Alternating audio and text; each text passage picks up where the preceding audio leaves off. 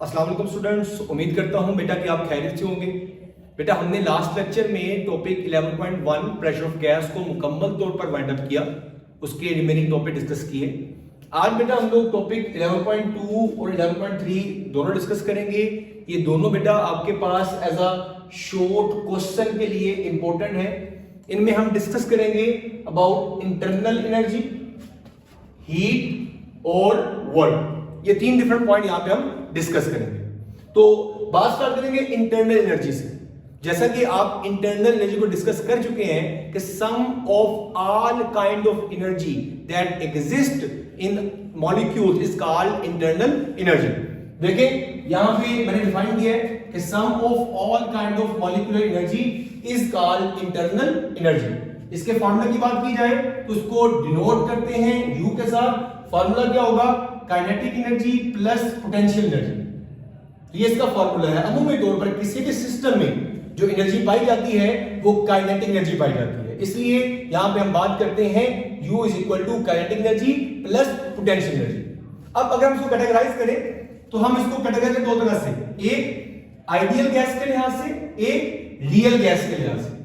Ideal के लिहाज से क्या होगा और रियल गैस क्या होगा? तो याद रखिएगा आइडियल गैस में इसमें सिर्फ और सिर्फ ट्रांसलेशनल मोशन होती है और ट्रांसलेशनल मोशन जस्ट डिपेंड करती है किस पे? टेंपरेचर पे। और हम इस चैप्टर में थोड़ा बात करेंगे किसकी? आइडियल गैस की ही। It's mean that we can say कि internal energy for the ideal gas depends upon the temperature, जबकि आपके पास रियल केस में क्या होगा? ट्रांसलेशनल भी होगी, वाइब्रेशनल भी होगी, रोटेशनल भी होगी। और इस केस में ये हर फैक्टर पे डिपेंड करेगी, प्रेशर पर भी, वॉल्यूम पर भी, टेंपरेचर पर भी। क्योंकि हम इस चैप्टर में डिस्कस करेंगे सिर्फ और सिर्फ आइडियल गैस, तो हम यहां पे आगे जाके देखेंगे आप कि इंटरनल एनर्जी का कंसर्न जिसके साथ डिस्कस करेंगे वो होगा टेंपरेचर। क्लियर? उसके बाद एक पॉइंट है स्टेट फंक्शन। स्टेट फंक्शन आपने केमिस्ट्री में डिस्कस किया होगा थोड़ा बहुत। स्टेट फंक्शन होता क्या है? ऐसे फंक्शन जो सिर्फ और सिर्फ इनिशियल और फाइनल पॉइंट पे डिपेंड करे, उसके अलावा किसी चीज पर डिपेंड ना करें। देखिए the term which only depends upon initial and final state। Initial क्या है, फाइनल क्या है? लेट्स सपोज मेरे पास ये पीवी ग्राफ है, तो डिपेंड करेगा ये इनिशियल पॉइंट आपके पास और ये फाइनल पॉइंट। अब इस पाथ से आए या फिर इस पाथ से आए, इसको पाथ 1 का नाम दें, इसको पाथ 2 का। ये मैटर नहीं करेगा कि आप कौन सा पाथ फॉलो करेंगे, ये मैटर करेगा कि आप कहां से कहां पे आ रहे हैं। मतलब इनिशियल स्टेट मैटर करेगी और फाइनल स्टेट मैटर करेगी।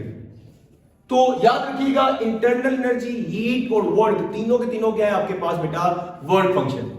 क्लियर? तो अब यहां पे देखिए मैंने लिखा है चेंज इंटरनल एनर्जी क्या है? Final minus initial. मतलब ये इंटरमीडिएट दरमियानी स्टेट पे ये डिपेंड नहीं करती। जैसा कि आपने चैप्टर 4 में वर्क के बारे में पढ़ा हुआ है कि work is independent of the path following. तो सेम बात वही है कि जो चीज पाथ पे डिपेंड ना करे, जो सिर्फ स्टार्टिंग पॉइंट और एंडिंग पॉइंट पे डिपेंड करे, उसको आप बेटा कहते हैं स्टेट फंक्शन। उसके बाद बात करेंगे हीट की। तो बेटा हीट क्या होती है? Heat is a form of energy. ये एनर्जी की फॉर्म है जो ट्रांसफर होती है कहां से कहां? हॉट बॉडी से कोल्ड बॉडी की तरफ। किस वजह से होती है? Due to difference in temperature.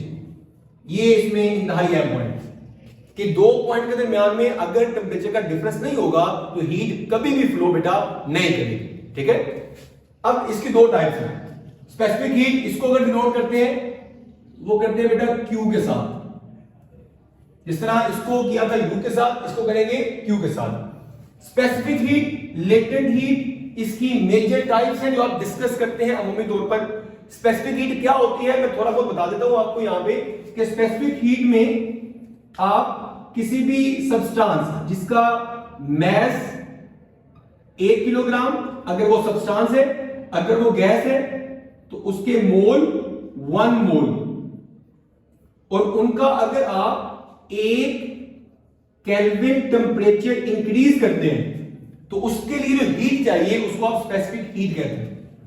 जबकि लेटेंट हीट फर्दर दो तरह की होती है। एक होती है लेटेंट हीट ऑफ फ्यूजन, एक होती है लेटेंट हीट ऑफ वेपराइजेशन। असल में लेटेंट का मतलब क्या है? लेटेंट हीट का मतलब यह है कि जिसमें नो चेंज इन टेम्परेचर, जिसमें टेम्परेचर चेंज ना हो। लेट्स सपोज आपके पास ये सब्सटेंस है, इसके अंदर आपने एक लिक्विड फिल किया है जिसका टेम्परेचर लेट्स सपोज आपने रखा है 100 सेल्सियस, और ये वाटर है, तो आपको पता है वाटर 100 पे बॉयल हो जाता है। तो याद रखें जब आप 100 सेल्सियस हो जाएगा ना तो वाटर बॉयल होना स्टार्ट हो जाएगा। ये तब तक इसका टेम्परेचर एक्सीड नहीं करेगा जब तक सारा का सारा वाटर स्टीम में कन्वर्ट नहीं हो जाता, वेपर्स में कन्वर्ट नहीं हो जाता। तो मतलब 100 सेल्सियस पे ही आपकी हीट जा रही है। तो ऐसी हीट जो एक ही टेम्परेचर में जा रही हो, जिसमें टेम्परेचर में इंक्रीज ना आ रहा हो, ऐसी हीट को बेटा आप नाम देते हैं लेटेंट हीट। क्लियर? उसके बाद वर्क, तो वर्क के बारे में आप चैप्टर नंबर 4 फर्स्ट ईयर में डिटेल में पढ़ के आए हैं, लेकिन यहां पे जो कि हम बात कर रहे हैं चैप्टर नंबर 11 की थर्मोडायनामिक्स की। तो थर्मोडायनामिक्स में आप बात करते हैं गैसेस, तो गैसेस में हम बात करेंगे पिस्टन मूवमेंट के साथ। ठीक है, यहां देखें इन थर्मोडायनामिक्स में हम वर्क को कंसीडर करते हैं एज अ पिस्टन मूवमेंट। हमने वर्क का जो जनरल फार्मूला पढ़ा हुआ है वो क्या है, F डॉट डेल्टा टी। अब लेट्स सपोज ये पिस्टन है, इसका एरिया A है। अब एरिया चेंज तो नहीं हो रहा, एरिया यहां पे फिक्स रह रहा है, लेकिन लेट्स सपोज यहां पे जो गैस के मॉलिक्यूल्स हैं वो यहां पे प्रेशर एक्सर्ट करते हैं और पिस्टन यहां से मूव करके यहां पे आ जाता है।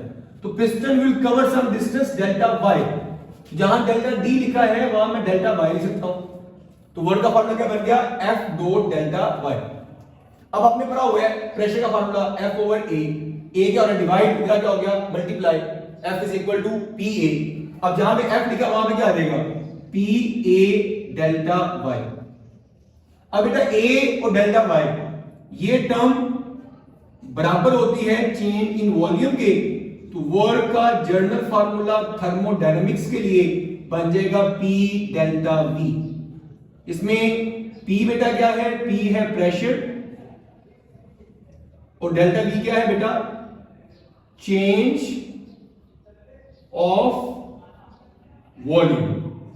इट्स मीन दैट यहां पे जिस तरह यहां बात करते हैं ना कि वर्क तभी होगा जब डिस्प्लेसमेंट कवर होगा, इसी तरह थर्मोडायनामिक्स में बेटा आप कहेंगे कि वर्क तभी होगा जब आपके पास वॉल्यूम में चेंज आएगा।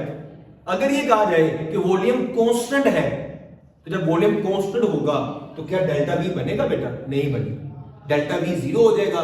जब डेल्टा V जीरो हो जाएगा, चेंज जब नहीं आएगा, तो आपके पास वर्क भी क्या होगा, जीरो होगा। तो इसमें बेटा एक इंतहाई अहम पॉइंट आपने प्लान करना है कि at constant volume there will be no work done in thermodynamics. Clear? So next point, सबसे अहम पॉइंट है जी एमसीक्यूज के लिहाज से साइन कन्वेंशंस, कि आप कब पॉजिटिव लेते हैं कब नेगेटिव लेते हैं इनको, और वर्क को डिनोट करते हैं W के साथ। और चूंकि एनर्जी की फॉर्म है, इंटरनल एनर्जी, हीट भी एनर्जी की फॉर्म है, वर्क भी एनर्जी की फॉर्म है, तो तीनों को मैयर जूल में ही करते हैं। ये सिंपल सी बात है। साइन कन्वेंशन पे आते हैं। लेट्स सपोज कि अगर एक सिस्टम है उसकी इंटरनल एनर्जी इंक्रीज हो रही है, तो आप इंटरनल एनर्जी को पॉजिटिव कंसीडर करेंगे, लेकिन अगर उस सिस्टम की इंटरनल एनर्जी डिक्रीज हो रही है तो उसको आप नेगेटिव कंसीडर करेंगे। तो ये साइन कन्वेंशन है। अगर आपको न्यूमेरिकल्स में या कहीं पर ये मेंशन हो कि सिस्टम की इंटरनल एनर्जी इंक्रीज हो रही है, उसको आप पॉजिटिव लेंगे, अगर डिक्रीज हो रही है तो नेगेटिव लेंगे। इसी तरह हीट जब किसी सिस्टम में एंटर हो रही होती है, it will taken as positive. Heat जब किसी सिस्टम से लीव कर रही होती है, it will taken as negative. तो ये साइन कन्वेंशन बेटा अपने बड़े ध्यान से याद रखने। वर्क डन जब ऑन द सिस्टम है तो ये आपके पास बेटा नेगेटिव है, जब बाय द सिस्टम है तो ये बेटा आपके पास क्या होगा, पॉजिटिव होगा। तो ये बेटा इनके साइन कन्वेंशन है। केमिस्ट्री में वर्क का आपको ऑपोजिट मिलेगा बाजू का, लेकिन यहां पे याद रखिएगा फिजिक्स में ये साइन कन्वेंशन होती है जो कि एमसीक्यूज के लिहाज से न्यूमेरिकल्स के लिए बड़ी हेल्पफुल होती है। तो ये था बेटा आज का हमारा लेक्चर, जिसमें हमने इंटरनल एनर्जी, हीट और वर्क को डिस्कस किया। होप सो बेटा आपको ये पॉइंट तमाम समझ आए होंगे। बहुत जल्द नेक्स्ट लेक्चर में हाजिर होंगे। आज के लिए इतना ही। अल्लाह हाफिज।